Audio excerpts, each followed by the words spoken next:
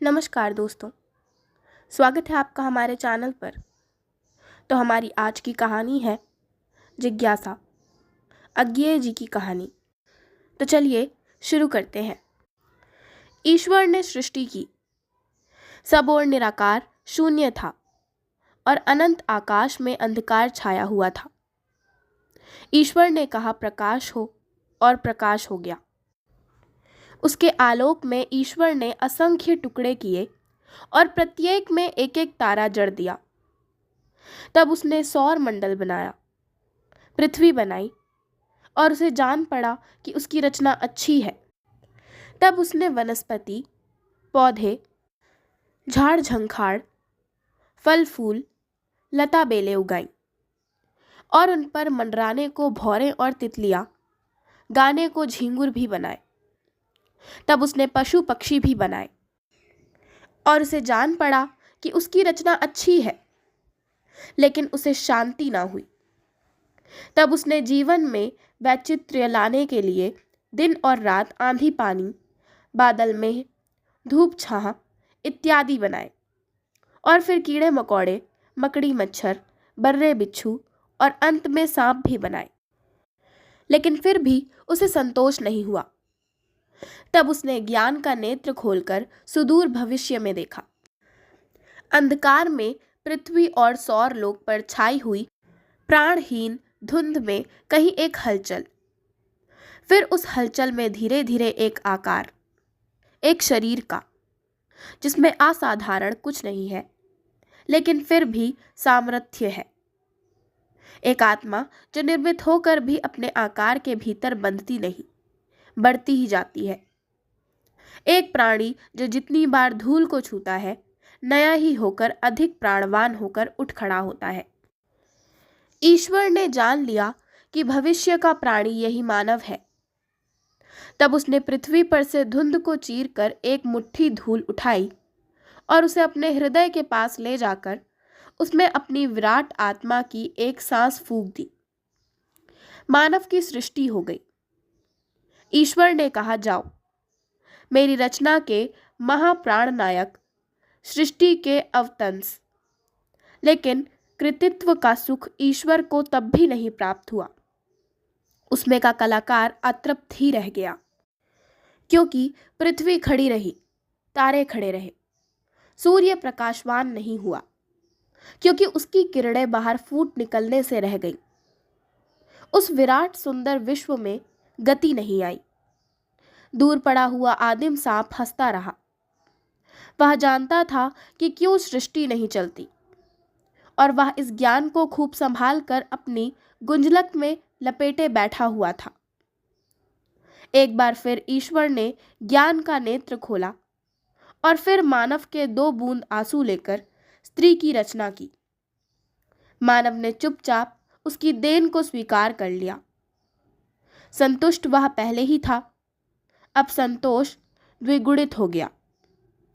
उस शांत जीवन में अब भी कोई आपूर्ति ना आई और सृष्टि अब भी ना चली, और वह चिरंतन सांप ज्ञान का अपनी गुंजलक में लपेटे बैठा हंसता रहा।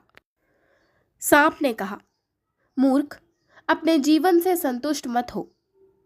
अभी बहुत कुछ है जो तूने नहीं पाया, नहीं देखा, नहीं जाना। यह देख, ज्ञान मेरे पास है। इसी के कारण तो मैं ईश्वर का समकक्ष हूं, चिरंतन हूं। लेकिन मानव ने एक बार अनमना सा उसकी ओर देखा और फिर स्त्री के केशों से अपना मुंह ढक लिया। उसे कोई कौतूहल नहीं था, वह शांत था। बहुत देर तक ऐसे ही रहा। प्रकाश होता और मिट जाता। पुरुष और स्त्री प्रकाश में मुग्ध दृष्टि से एक दूसरे को देखते रहते और अंधकार में लिपटकर सो रहते, और ईश्वर अदृष्ट ही रहता और सांप हंसता ही जाता। तब एक दिन जब प्रकाश हुआ तो स्त्री ने आंखें नीची कर ली, पुरुष की ओर नहीं देखा। पुरुष ने आंख मिलाने की कोशिश की तो पाया कि स्त्री केवल उसी की ओर ना देख रही हो, ऐसा नहीं है। वह किसी की ओर भी नहीं देख रही है। उसकी दृष्टि मानो अंतर्मुखी हो गई हो। अपने भीतर ही कुछ देख रही है और उसी दर्शन में एक अनिर्वचनीय तन्मयता पा रही है। तब अंधकार हुआ। तब भी स्त्री उसी दग्ध भाव से लेट गई, पुरुष को देखती हुई, बल्कि उसकी ओर से विमुख, उसे कुछ परे रखती हुई। पुरुष उठ बैठा। नेत्र मूंद कर वह ईश्वर से प्रार्थना करने लगा। उसके पास शब्द नहीं थे, भाव नहीं थे, दीक्षा नहीं थी, लेकिन शब्दों से, भावों से, प्रणाली के ज्ञान से परे जो प्रार्थना है, जो संबंध के सूत्र पर आश्रित है, वही प्रार्थना उसमें से फूट निकलने लगी। लेकिन विश्व फिर भी वैसा ही निश्चल पड़ा रहा। गति उसमें नहीं आई। स्त्री रोने लगी। उसके भीतर कहीं दर्द की एक हूक उठी। वह पुकार कर कहने लगी, क्या होता है मुझे? मैं बिखर जाऊंगी, मैं मिट्टी में मिल जाऊंगी। पुरुष अपनी निस्सहायता में कुछ भी नहीं कर सका। उसकी प्रार्थना और भी आतुर, और भी विकल, और भी उत्सर्गमयी हो गई। और जब वह स्त्री का दुख नहीं देख सका, तब उसने नेत्र खूब जोर से मींच लिए। निशीथ के निविड़ अंधकार में स्त्री ने पुकार कर कहा, ओ मेरे ईश्वर, ओ मेरे पुरुष, यह देखो। पुरुष ने पास जाकर देखा, टटोला और क्षण भर स्तब्ध रह गया। उसकी आत्मा के भीतर विस्मय की, भय की एक पुलक उठी। उसने धीरे से स्त्री का सिर उठाकर अपनी गोद में रख लिया। फूटते हुए कोमल प्रकाश में उसने देखा, स्त्री उसी के एक बहुत स्निग्ध, बहुत प्यारे प्रतिरूप को अपनी छाती से चिपटाए है और थकी हुई सो रही है। उसका हृदय एक प्रकांड विस्मय से, एक दुस्सह उल्लास से भर आया और उसके भीतर एक प्रश्न फूटा, ईश्वर, यह क्या सृष्टि है जो तूने नहीं की? ईश्वर ने कोई उत्तर नहीं दिया।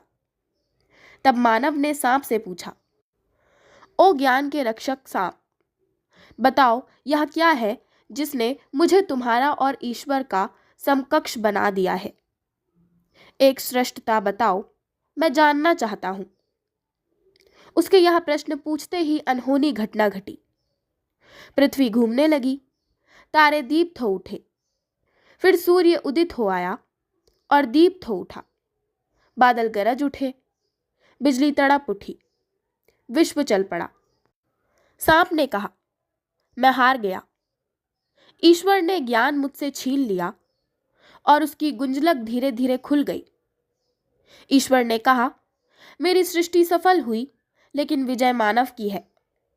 मैं ज्ञानमय हूं, पूर्ण हूं, मैं कुछ खोजना नहीं। मानव में जिज्ञासा है, अतः यह विश्व को चलाता है, गति देता है। लेकिन मानव की उलझन थी, अस्तित्व की समस्या थी। पुकार पुकार कर कहता जाता था, मैं जानना चाहता हूं। और जितनी बार वह प्रश्न दोहराता था, उतनी बार सूर्य कुछ अधिक दीप्त हो उठता था, पृथ्वी कुछ अधिक तेजी से घूमने लगती थी, विश्व कुछ अधिक गति से चल पड़ता था, और मानव के हृदय का स्पंदन भी कुछ अधिक भरा हो जाता था। आज भी जब मानव यह प्रश्न पूछ बैठता है, तब अनहोनी घटनाएं होने लगती हैं। तो इसी के साथ मैं अपनी आज की कहानी जिज्ञासा का समापन करती हूँ। आशा करती हूँ आपको हमारी आज की कहानी जिज्ञासा पसंद आई होगी। अगर आपको हमारी आज की कहानी पसंद आई हो तो हमारे चैनल को सब्सक्राइब करें, वीडियो को लाइक करें और बेल आइकन दबाना ना भूलें। धन्यवाद।